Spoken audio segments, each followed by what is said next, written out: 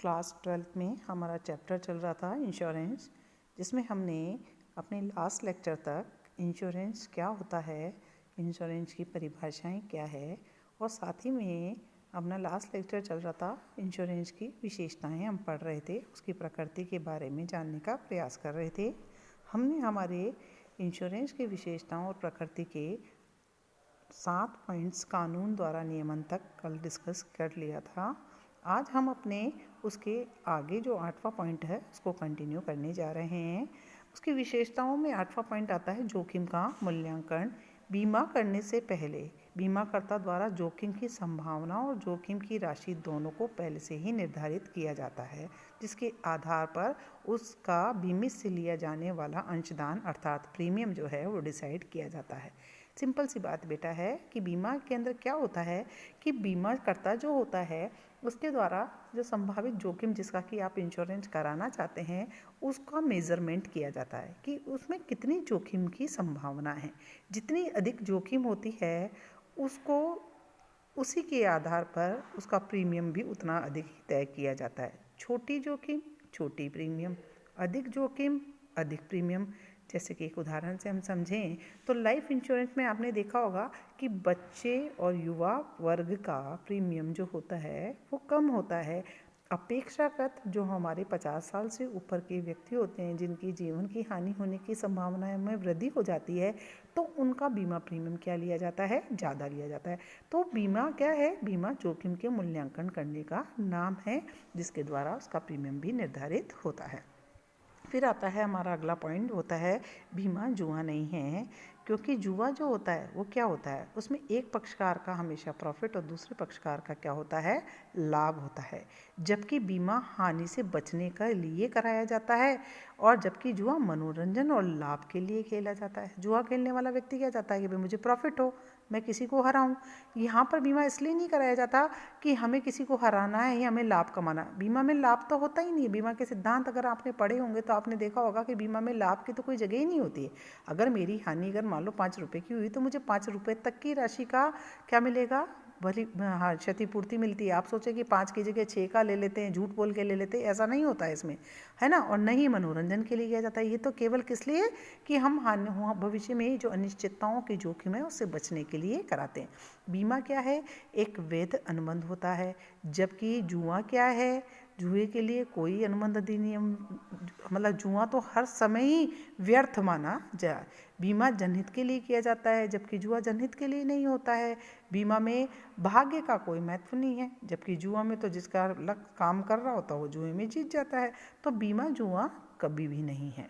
फिर आता है बीमा दान भी नहीं है। बीमा दान भी नहीं है क्योंकि दान बिना किसी वास्तविक प्रतिफल के लिए दिया जाता है, जबकि जब हम इंश्योरेंस कराते हैं तो उसमें तो वैध प्रतिफल का होना बहुत ज़रूरी है। एक तरफ हम जोखिम से सुरक्षा प्राप्त करते हैं तो दूसरी तरफ हम अंशदान के रूप में प्रीमियम देते हैं। तो ये दान हो ही नहीं सकता क्योंकि दान में तो कोई प्रतिफल ही नहीं होता है। दान तो बिना प्रतिफल के लिए दिया जाता है। बीमाकर्ता बीमित से एक निश्चित प्रतिफल प्रीमियम के रूप में लेता है, जबकि दान लेने वाला व्यक्ति को तो कुछ देना ही नहीं पड़ता। उसमें तो दान देने वाला देता है, लेने वाला तो उसको कुछ भी नहीं देता है। तो बीमा तो क्या है, एक व्यापार है। दानकर्ता को दान के बदले कुछ आर्थिक लाभ नहीं मिलता है।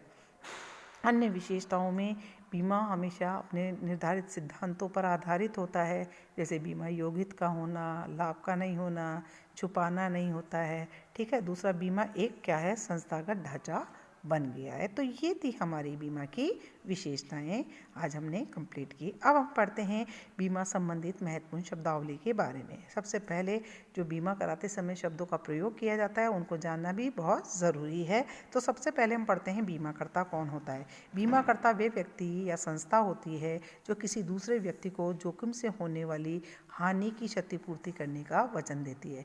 जैसे कि हमारे भारत के अंदर भारतीय लाइफ इंश्योरेंस कंपनी है, LIC जिसको हम बोलते हैं, जनरल इंश्योरेंस कंपनी है, यूनाइटेड इंश्योरेंस कंपनीज़ है। आजकल प्राइवेट सेक्टर के भी बहुत सारी इंश्योरेंस कंपनियां हैं जो हाँ बीमित के क्या करती है, बीमा करती है, उससे जोखिम से सुरक्षा प्रदान करने का वचन देती है, उसको हम बोलते हैं बीमाकर्ता। ठीक है। दूसरा होता है बीमित या बीमाकर्ता या बीमादार। ये बीमा अनुबंध का दूसरा पक्षकार होता है, यानी बीमाकर्ता जो करता है बीमा, उसके अगेंस्ट में जो व्यक्ति जो बीमा करवाता है जो विषय वस्तु जैसे माल की, घर की, जीवन की जो बीमा कराता है, जो उसका स्वामी होता है जिसका इसमें बीमा हित होता है, उस व्यक्ति को हम बोलते हैं बीमित। बीमित कोई भी व्यक्ति, फर्म, संस्था, कंपनी हो सकती है जो कि बीमाकर्ता को प्रीमियम के रूप में अंशदान का भुगतान करती है। नेक्स्ट पॉइंट जो हमारा आता है वो है प्रीमियम का। अभी बात करी बीमाकर्ता और बीमित के बीच में जो एग्रीमेंट होता है जिसमें जोखिम का मूल्यांकन किया जाता है, उसके बदले में कोई प्रतिफल प्राप्त किया जाता है, तो बीमा अनुबंध का जो प्रतिफल या मूल्य होता है जो बीमाकर्ता बीमित से प्राप्त करता है उसे हम कहते हैं प्रीमियम, अंशदान। ठीक है। चौथा है बीमा की विषय वस्तु। जिस जीवन का यानी मनुष्य का या संपत्ति जिसका हम बीमा कराते हैं वह क्या कहलाती है? बीमा की विषय वस्तु कहलाती है। फिर आता है अल्प बीमा। जब भी किसी चीज़ का हम बीमा कराते हैं, वो संपत्ति होती है, उसके वास्तविक मूल्य से कम राशि का अगर बीमा कराया जाता है तो उसे बोलते हैं हम अल्प बीमा, यानी जितनी राशि उससे कम का बीमा। अधि बीमा, जैसे किसी संपत्ति का बीमा उसके मूल्य से अधिक धनराशि से कराया जाता है तो उसको बोलते हैं अधि बीमा, यानी जो वास्तविक राशि से कम में कराओ तो अल्प बीमा और अधिक राशि का कराओ तो अधि बीमा।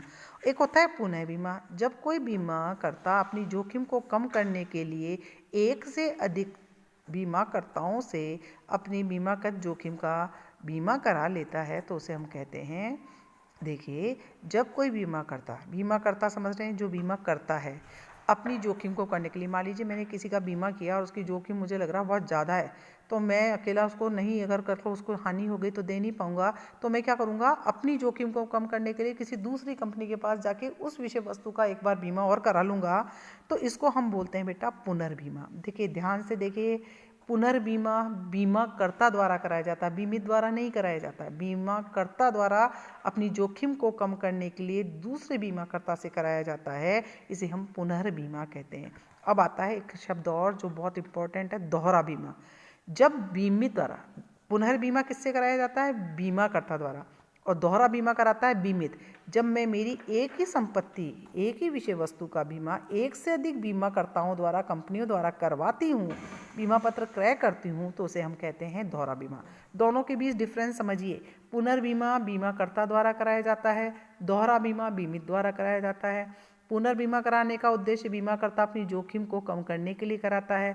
दोहरा बीमा होता है जो बीमित द्वारा अधिक बीमा पत्र क्रय करने के लिए कराया जाता है। जब इस प्रकार दोनों में अंतर बहुत इंपॉर्टेंट है, ध्यान से आपको समझनी होगी। फिर आता है बीमा पत्र। बीमा पत्र लिखित प्रलेख होता है जिसमें बीमाकर्ता और बीमित के बीच में जो एग्रीमेंट हुआ है, अनुबंध हुआ है, उसके बारे में जानकारियाँ दी जाती है। फिर आता है कालानुत बीमा पत्र। कालानुत बीमा पत्र वह होता है जिसकी देय प्रीमियम का भुगतान यथासंभव नहीं होने के कारण बीमित से लाभ प्राप्त करने का अधिकार